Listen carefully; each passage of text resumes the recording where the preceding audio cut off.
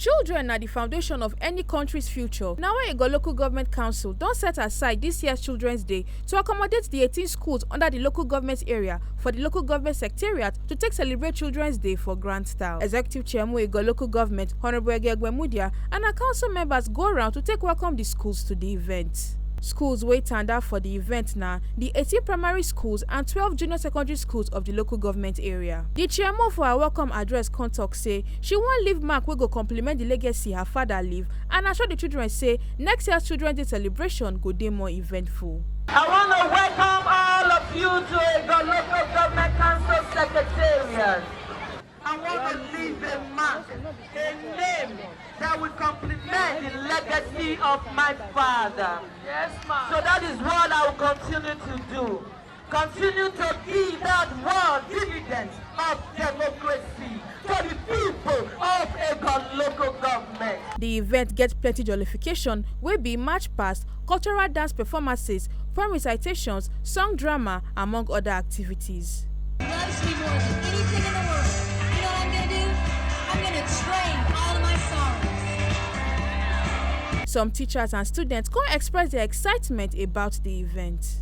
Eghe Ogbemudia now Omo when God send and come life. Omo when he be like your papa and he love children. The other day when they come here, I see am the way when they feed children, they happy for Gbedu. It no mean again some they go airport road for when they call am for Igbinejo inside Gbedu. Now here now. Where our children are here we go they come. I give her agboza in 2 months. We dey enjoy ourselves very, very well. God dey by her back. All the things we don't do today, we dey happy. I will pray God continue to bless and take care of her. My children, if you see as they jubilate, they don't give their clothes what they want wear. The children don't they talk now say this clothes when Honorable Eghe give us. Now we want wear on Sunday go church. Now say he said yes, so he said because last time the one they give them, they wear and go church. The event go where as in everywhere they very nice, as even the things so if you say all that children come the present, everything just sweet. As in it is sweet our below, they waiting and I made they call the result more no one all the old schools which are waiting. This party, I love her finish. The person where organize this party, God will bless her. The event also gets artwork presentation where the children can showcase and the plug of the MP3. So I coupled it together. So when the first day I tried to make it, the thing wanted to the battery explode. So I tried again. I tried about 3 times before I could get this. The thing that motivates me to make this cap is that I want to use this to show Edo State that I'm an art student. Honorable Eghe Ogbemudia, after she danced with the children, come appreciate the schools where come out and say belle sweet her as she dey host the children. I feel say not be every children go get opportunity to go stadium. I be not be so because stadium get the capacity. So now make us come talk say we go organize our own Children's Day for Egor Local Government today. So today now wetin we get for here now 1,300 children and 120 teachers. They for their memory for all their life.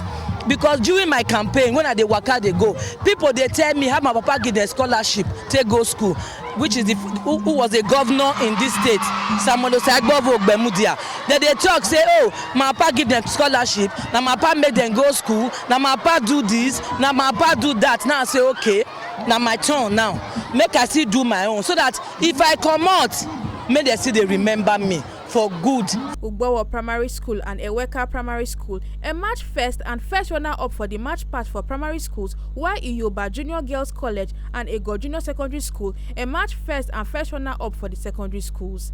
The champions of the march past wey talk to Tori people come talk say, Mama God no dey fail us. Even they don't God for, He still do am today. I'm happy now. I'm not more. We can't take up position. For over 4 years, we have been the champions.